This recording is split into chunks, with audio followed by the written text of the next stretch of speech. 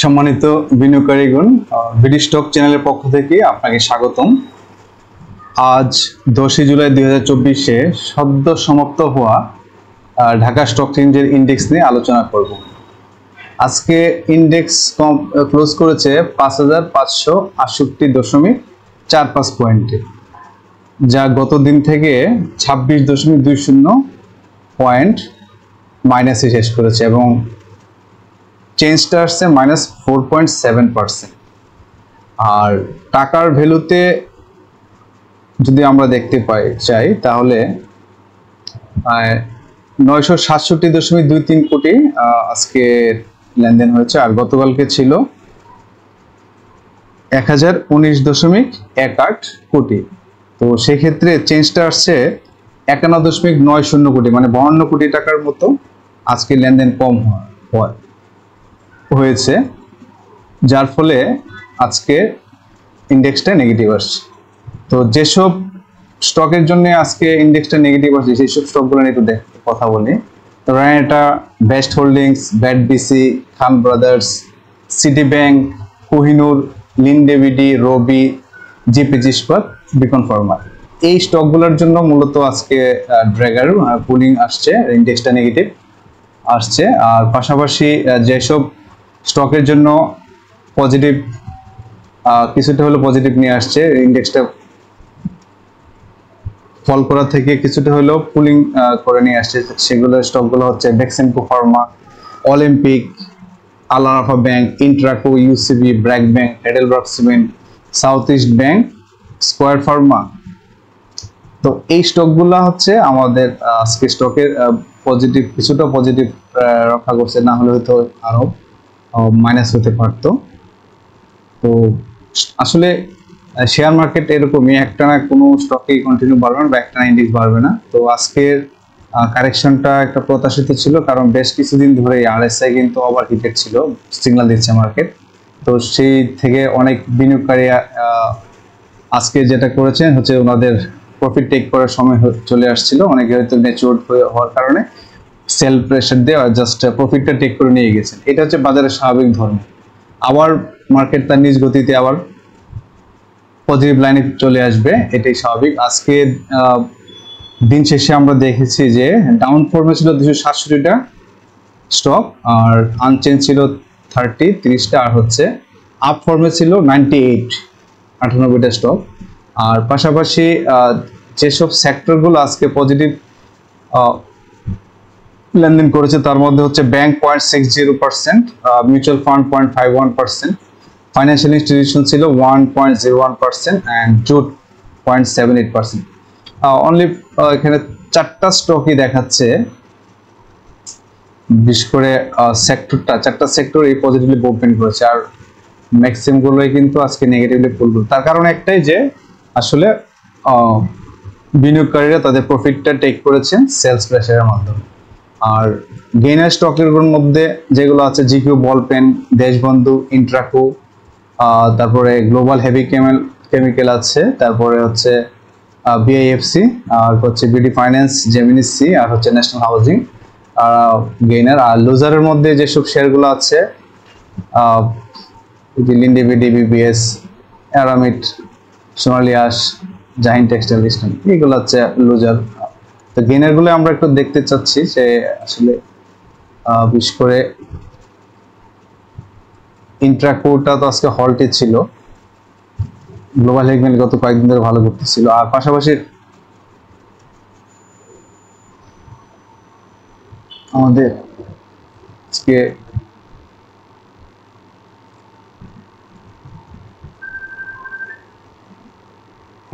Block ট্রানজেকশনে বেশ কিছু stock ভালো করছে, বেক্সিমকো, তিতাস, স্কয়ার ফার্মা, এগুলো ভালো করতেছে। আর আজকে যেসব স্টক হল্টেড ছিল সেই হল্টেড স্টকগুলোর মধ্যে হচ্ছে আপনার দেশবন্ধু, জিকিউ বল পেন, আর হচ্ছে ইন্ট্রাকো, এই 3টা স্টকই শুধু হল্টের মধ্যে আসছে, আর বাকিগুলো কিন্তু আসলে ভাবে হল্টেড হতে দেখা যায়নি, যার ফলে কিন্তু আজকে ইন্ডেক্সে এটা প্রভাব পড়েছে। তো এটা ছিল আজকে আমাদের ইন্ডেক্সের শেষ হওয়া ঢাকা স্টক এক্সচেঞ্জের ইন্ডেক্স নিয়ে। আর পাশাপাশি আগামীকালকে ইন্ডেক্স কেমন যাবে বা ইন্ডেক্সের কি গতি বিধি হবে, আমরা এটা নিয়ে একটু কথা বলি আজকে। তো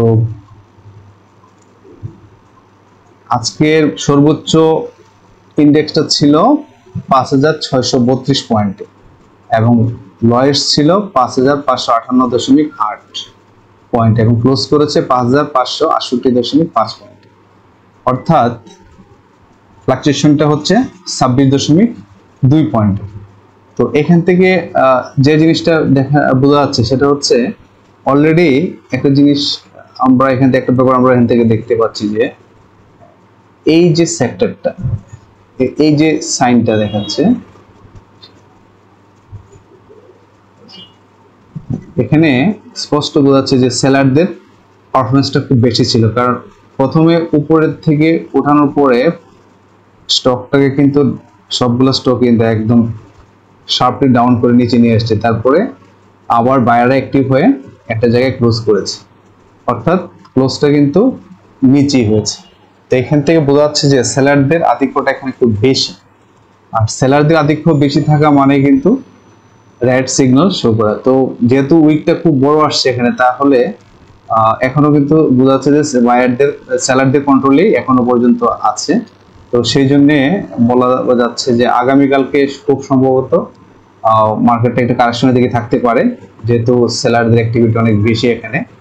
আর পাশাপাশি এখানে হিস্টোগ্রামের বারও কিন্তু সিগন্যাল দিচ্ছে, এখানে কিন্তু একটু স্লো ডাউনের দিকে মার্কেটে যাওয়ার সম্ভাবনা শো করতেছে। তো আসলে যদি ভলিউমটা বেশি পাওয়া যায়, যেমন আজকে তো 1000 কোটি কম লেনদেন হচ্ছে, যদি আগামীকাল 1000 কোটির উপরে লেনদেন শুরু হয় তাহলে তো অবশ্যই এখান থেকে মার্কেট পজিটিভ মুভমেন্টের দিকে যাওয়ার যথেষ্ট সুযোগ আছে। আর যদি মার্কেটের মুভমেন্টটা যদি পজিটিভলি না, অর্থাৎ ভলিউমটা যদি সেলাররা যদি সেল প্রেসার বাড়িয়ে দেয় তাহলে তো অবশ্যই ভলিউমটা কমে আসবে। তো সেই ক্ষেত্রে দেখা যাচ্ছে প্রথম যে রেজিস্ট্যান্সটা আসবে এখানে হয়তো থামতে পারে, সেটা আসতে পারে 5521 পয়েন্টে হতো এখানে আসতে পারে। আর যদি এটাও ব্রেক রেসপেক্ট না করে তাহলে সেকেন্ড যে রেজিস্ট্যান্সটা ফিল করবে সেটা 5496। আসলে একদিনে তো এত কারেকশন হয় না, তো কারেকশন তো অ্যাড্রাপ্টলি হবে না, ধীরে ধীরে কারেকশনটা হবে। কারণ হচ্ছে ইন্ডিকেশনগুলো কিন্তু ভালো দিচ্ছে, কারণ আরএসআই হচ্ছে বর্তমানে 68.03, গতকালকে ছিল 71.45। আর পাশাপাশি মানি ফ্লো কিন্তু আজকে বেড়েছে, গতকালকে তো আজকে কিন্তু মার্কেটে মানি ফ্লোটা অনেক বেড়েছে। তো ওই পয়েন্ট অফ ভিউ থেকে বলা যাচ্ছে যে স্লোলি ডাউন হবে আবার স্লোলিও ইনক্রিজ হবে। তো সেক্ষেত্রে কালকে ফার্স্ট রেজিস্ট্যান্সটা ফলো করে শো করতে পারে 5521, যদি রেসপেক্ট করে তো ভালো। এখানে হয়তো কিছুদিন হয়তো এই জায়গার মধ্যে মুভমেন্ট করবে, তারপরে যদি এটা রেসপেক্ট না করে তাহলে 5496। তারপর এটাও যদি ভেঙে ফেলে রেকর্ড মানে ট্র্যাকটা, তাহলে তার থার্ড ফেজে 5423, এরপরে আসবে 5388-তে। এটাও যদি ব্রেক করে তারপরে 5307, আর সর্বশেষ হচ্ছে 5301। তো এই হলো রেজিস্ট্যান্স। তো একটা আমি আর একটা ডাটা শেয়ার করি আপনাদের সঙ্গে, সেই ডাটাটা হচ্ছে এখানে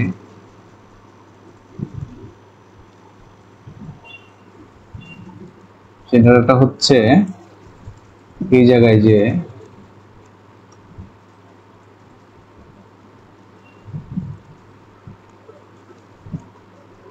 এটা হচ্ছে ডাটাটা হচ্ছে 2021 সালের 27 এপ্রিল। তো এখান থেকে কিন্তু একটা লং রেঞ্জ শুরু হয়েছিল, যেটা আমাদের ঢাকা স্টক যে ইন্ডেক্সটা কিন্তু এখানে শো করতেছে এই জায়গায়।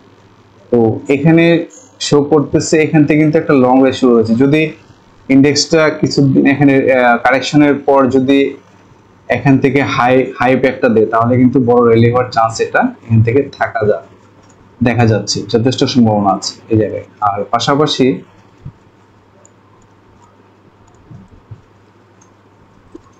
রেজিস্ট্যান্সটা যদি দেখি যে এই জায়গায় কিন্তু একটা বড় ধরনের রেজিস্ট্যান্স আছে 5423। এই 5423 পয়েন্ট থেকে কিন্তু এটার মুভমেন্টটা দেখাচ্ছেন এখানে, এই যে 5423 এখান থেকে কিন্তু মূলত এই যে এই বেল্টের থেকে এই রেজিস্ট্যান্স লেভেল থেকে কিন্তু এই র্যালিটা স্টার্ট হয়ে যায়। তো সেই জন্য যদি বর্তমানে ডিএসসিএক্স বর্তমানে যে একটা ফর্ম করছে এখানে ইন্ডেক্সটা, যদি আমরা একটু তাকাই লিখে,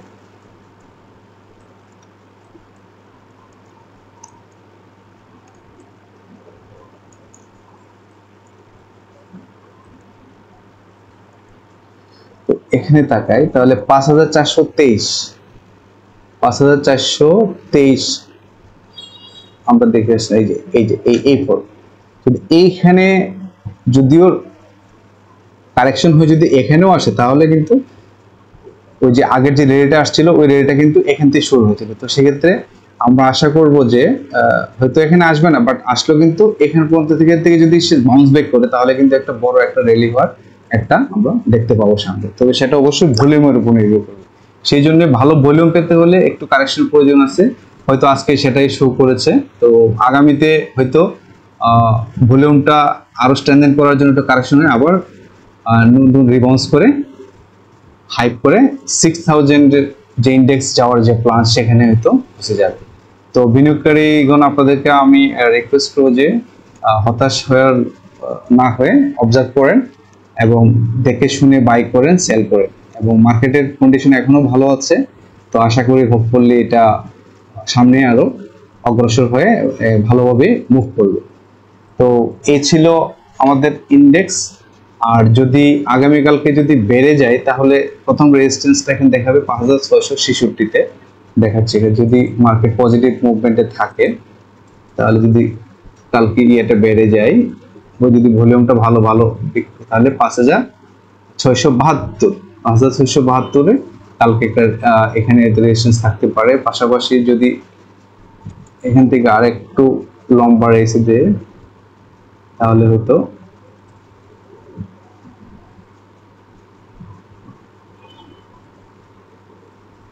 এই জায়গায় একটা 5723 এটা নেক্সট, এটা এতটুকু তো যাবে না।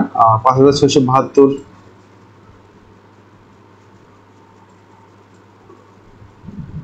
হয়তো টাচ করতে পারে, আর না হলে তো একটু কারেকশন হয়ে নিচের দিকে আসতে পারে। তো আপাতত আজকের এবং আগামীকালকের ঢাকা স্টক ইন্ডেক্স নিয়ে আপনাদের সঙ্গে কথা বলা। তো সবাই ভালো থাকবেন। আর শেষ করার আগে একটা নিউজ আপনাদের সঙ্গে শেয়ার করি, সেটা হচ্ছে গতকাল 9 জুলাই বাংলাদেশে চীনা বিনিয়োগে বিশাল সম্ভাবনা রয়েছেন। আমাদের বিসিএসসি চেয়ারম্যান জনাব অধ্যাপক শিবলি রুবায়েত ইসলাম চীনা ব্যবসায়ীদের সঙ্গে এই কথাই বলেছেন, এবং উনি আরেকটা মেসেজ শেয়ার করেছেন এখানে, যে